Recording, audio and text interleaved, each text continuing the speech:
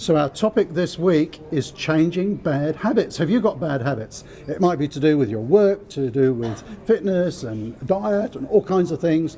Bec Rowe has been sharing some great tips with us today on changing habits, and that's coming right up.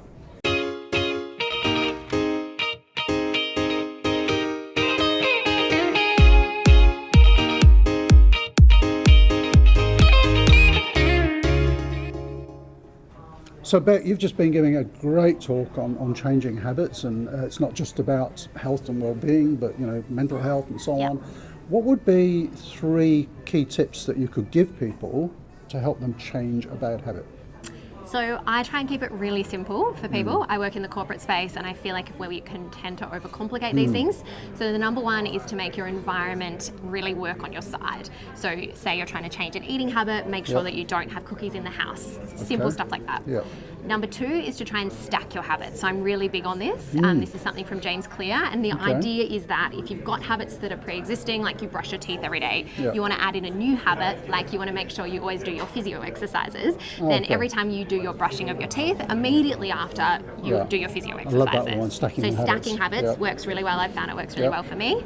And the third one that I would pick something that's not too hard. So not make a massive change to begin with, because if we make the habits too hard, just like trying a really challenging diet or trying to do everything at once, like go paleo and do F45 every day of the week, it becomes like way too challenging. Hard. So I think doing something small to begin with so that you can get that feeling of success and then it will snowball from there. Right. And someone at the end of the session had a really good question, is how long do you think it takes to change a habit? And we've all heard this thing, it takes 21 days to change a habit. It's not quite true though, is it? No. So essentially there was this really old school study that told us that it was 21 days. It's not really that simple, because obviously all of our brains are slightly different. It depends on how ingrained the habit is. It depends on what the habit is itself and how long we've been dealing with it. So I tend to say to people, at least do it for 30 days, and at least then you'll start to see the benefits. And then from there on in, it's a lot easier. Maybe the neurological changes aren't complete, but it's easier to then keep going if you've at least done that 30 days. So changing my eating habits might take longer than 21 days. The red wine habit could be even harder.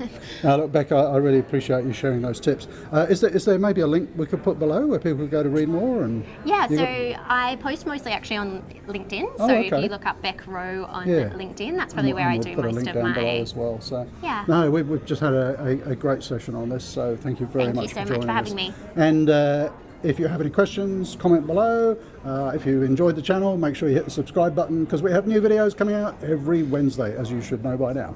Thanks, Bec. Thanks, Rob.